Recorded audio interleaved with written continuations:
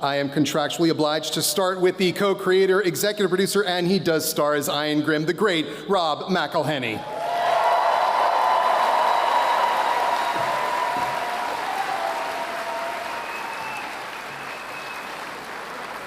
Rob, did I wait long enough for the applause to swell?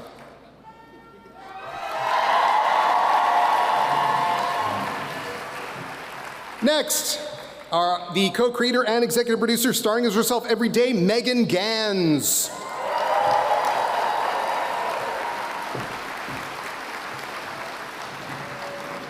And executive producer, and he stars as David because he is David Hornsby.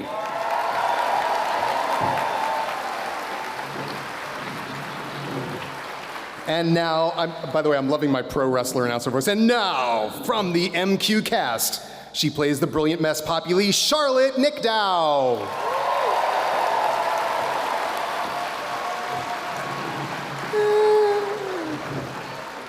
Charlotte did take a little bit of a spill, so hence the boot on her, but she's doing fine. Next, as Brad Bakshi, he embodies evil in all its variant forms, Danny Pudi.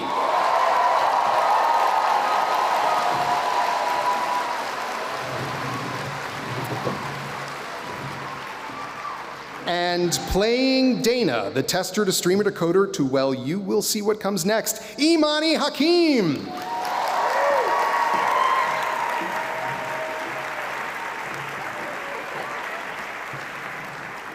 And alongside her as Rachel, the voice of reason and social justice, and, well, you will see what comes next, Ashley Burch.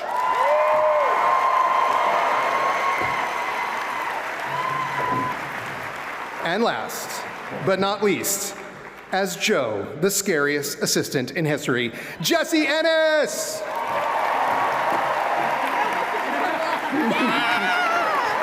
That's how you do it.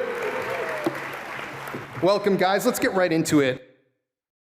The chemistry of the cast is just undeniable. I mean, I think season one, we realized that we had a show, I think, within a half a day of shooting, and you don't really have a TV show if the actors don't gel, and it feels like we have real chemistry. The show is all about like egos and how you set those aside to get creative work done, and so we're going to see how they fare, their partnership fares when they're outside the protective bubble of Mythic Quest. We find out that Dana and Ian have a lot of similarities, and they're just like this unlikely duo. And Dana's really coming into her own because in season one, we see Dana as this nice person who doesn't really say a lot. But Dana isn't nice. She's kind, but don't take her kindness for weakness. And she has this passion in a pit of her gut, and she doesn't know exactly how to tackle that until she aligns with Ian and Poppy. And, by the way, who are terrible bosses, but masterminds at what they do. And she takes what her bosses are willing to give her, and she makes it her own, and she just slays, really.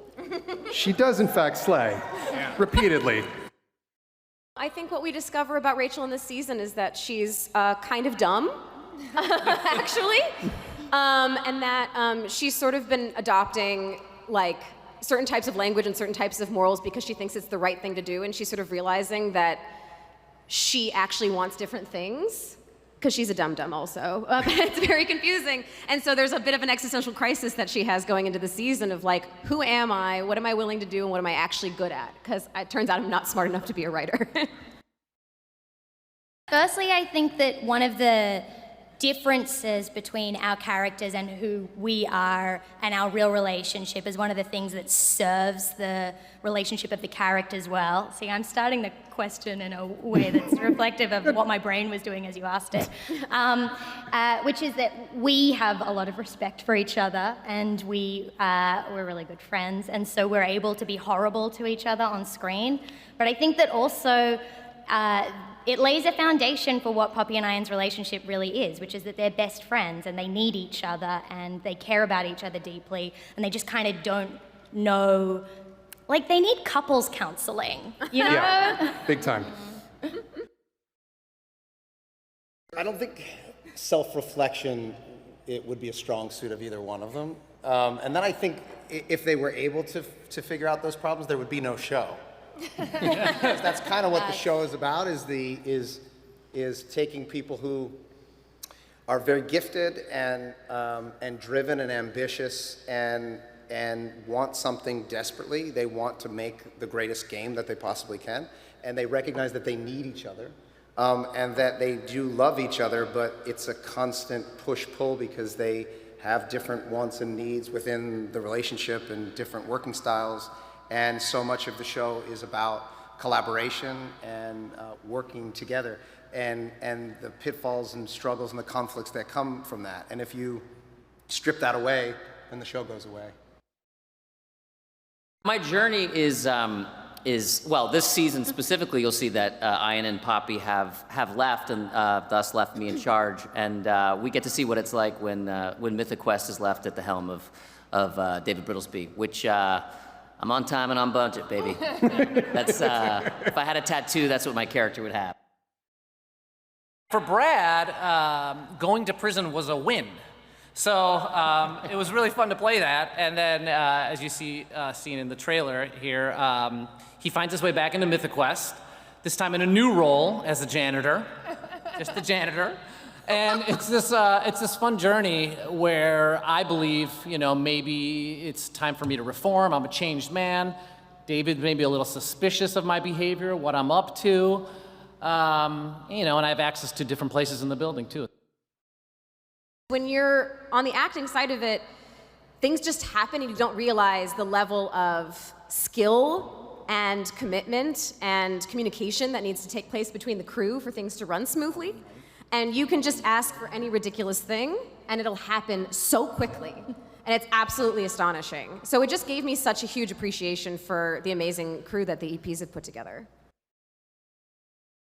I know for me, when I get excited when we start breaking stories, and then when the scripts start coming in, when the writers have finished their drafts, and to see the different combinations of people is really fun. So Imani and I were talking about in season 2 that we hadn't done a lot of just Ian Dana scenes together. So when we started talking about season 3, we started pitching on a bunch of different scenarios in which Ian and Dana could be in scenes together, and those were some of my favorite scenes that I got to shoot this year. So that was just really fun to approach things in terms of pairings and thinking about like, oh, I think it would be really great, not only for a narrative arc, but also just for an enjoyment, like the enjoyment of making the show. Yeah, I'd say there's parts of us that are incorporated into these characters, parts of us that are new. I didn't know anything about monetization. Got to meet with someone who knows a lot about monetization, so that was fun. I hope I'm not as evil as Brad in real life. But then, there's also parts of me that are part of Brad, too. I can tell you there was a moment on Sunny, because we made that show in the beginning before there was social media, so we had no interaction with fans. We didn't have live events or anything. And we came to Comic-Con very early in the run, maybe season 4, and we had no idea whether people were going to show up. And we were in this hall, and about 4,000 people showed up, and that kind of demonstrated to us that we were onto something. And I think it feels like that moment is happening right now for Mythic Quest.